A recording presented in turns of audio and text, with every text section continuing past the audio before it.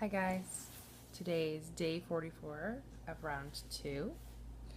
I am going to be really busy tomorrow, so this is basically my my parting video for cleanse number 2. A lot has changed. I started out with 65 symptoms or so, maybe even a few more that I never really did pin down as Candida. But I'm down to 14. And then if I really look at those symptoms, a lot of them were food sensitivity related symptoms. So I think there were only 4 or 5 symptoms left of Candida overgrowth. And one of those was in, I know for sure there was 2 major ones in stage 1 and stage 2. So I'm like stage 1, 2. But, I mean, really, it's not, I feel so good.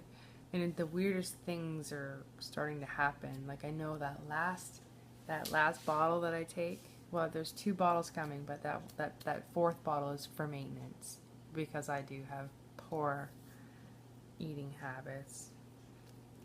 It's hard when you're surrounded by a bunch of people that are used to Western diet and you're just the only one that's doing the low carb, and it's like they make you feel more deprived than you really are, because honestly, ketogenic diet is, there's no depravity.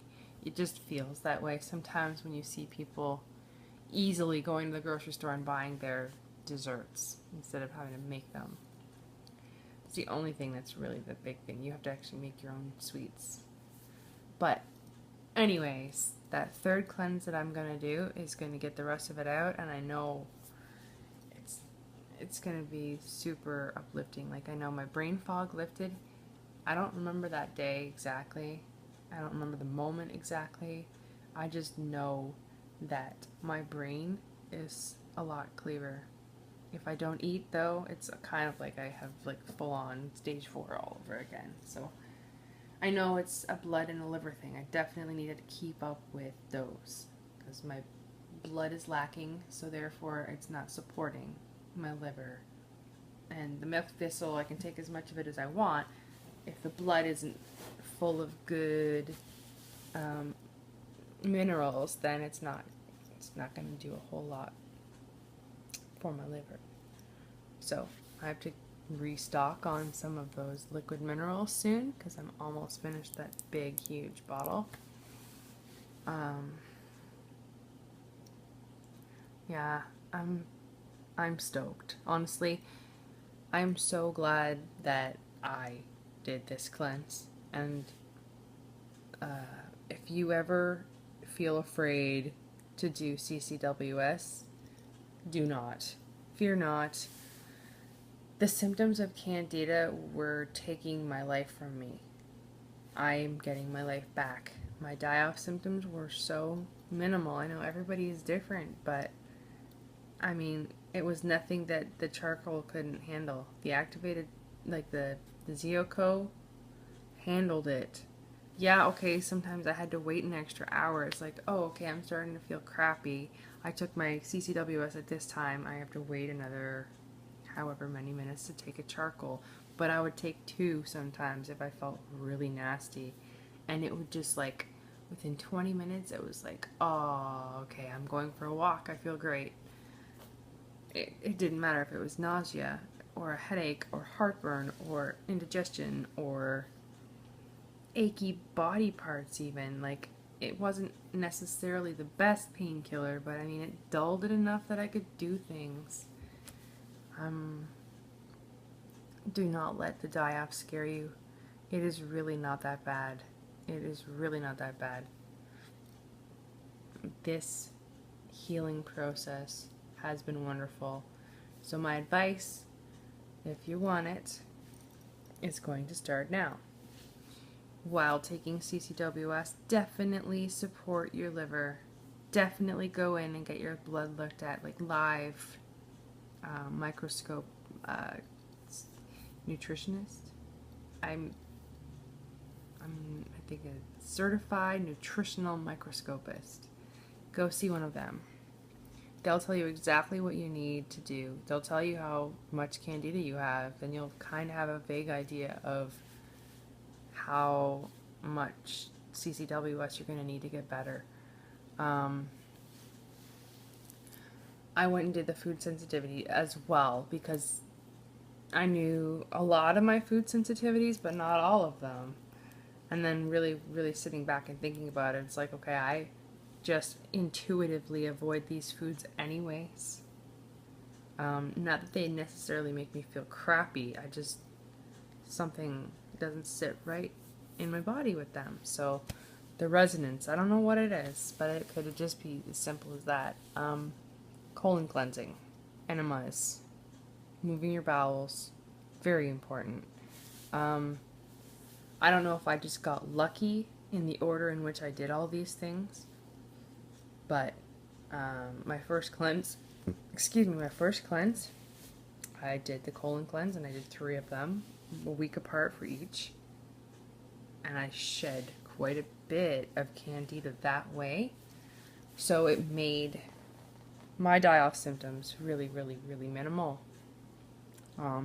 Kim, the hydrotherapist, was telling me like she could see quite a bit of that leaving my body, which was really, really good news to me. So colon cleanse, enemas, magnesium. I'm using coconut oil and MCT oil now because, I mean, even I stopped for a while. I stopped with the bulletproof beverages because I was using coconut oil, MCT oil, and butter. I didn't know that butter was a sensitive thing for me. I just love butter. I love dairy. I had no idea it was a sensitivity. So I would find every time I would have a bulletproof anything, I would be vomit burping it. And it was because of the butter. I've started making them again without butter, and it's pretty amazing.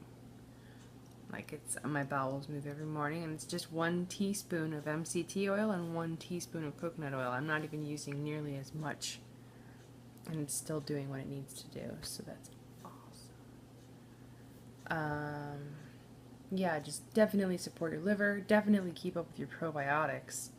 If you're having a hard time taking that many, like a lot of us aren't spending the $68 for the 100 billion 30 capsules for 68, 70 bucks. I know I can't really swing that kind of stuff right now, so I've just got a whole bunch of different brands and different quantities and active cells, anywhere from 5 billion to 73 billion. So I just kind of mix and match, you know, like I get at least 50 billion per meal. So that's helpful. I'm slowly upping it. I don't want to feel sick. At the same time, I don't want to start herxing either because they're very pricey supplements, and I want to keep them in me. And I don't want to have to take an activated charcoal just because I can't handle what I'm feeling. So yeah, support yourself. Take your water. Make yourself go poo. Like, find your ways to go poo. Like, go for a walk. Whatever it needs to be. Just all of these things will help you. And yeah, if you're having a hard time with mobility, start your CCWS as soon as you possibly can. Because my mobility has gotten a lot better. And yes, okay, I still need to lose about 45 pounds. At least. I know my mobility will just get better after that. And for some reason, I'm not losing anything yet. I'm not gaining either. So my metabolism is stalled. Like, completely stalled. I got my blood work done today to check my thyroid. Honestly, have no idea what else it could be other than cortisol, because I'm surrounded in excess stuff. Like, I'm a professional organizer, and I'm like overloaded with stuff right now, and it's very not peaceful I'm not harmonic. There's nothing harmony. I'm not harmonizing with my world right now. It's very stressful. So my cortisol is probably really high, and I'm trying really hard to not let it be, so I keep kind of bailing on my apartment just to be away from it. And I know it's like one thing at a time. Just do it one thing at a time, you'll get through it. That's all I gotta do, is do one thing at a time. Get through it. I mean, I literally need to go through cupboards and throw things away or organize better so that everything has a better permanent place. And I need to stop buying food and hoarding food. My fridge is full, my freezer's full. I'm not complaining, but I keep buying more food. I guess I'm eating it, so it's not that bad. But I was like, wow, I'm not a hoarder and I'm hoarding food. It's almost like I think I'm not gonna get another paycheck or something. Anyway, I need to harmonize better with my surroundings. That's probably what's happening with me. But yeah, I want to lose my weight and get my energy and vitality back. I'm just really excited for all of that.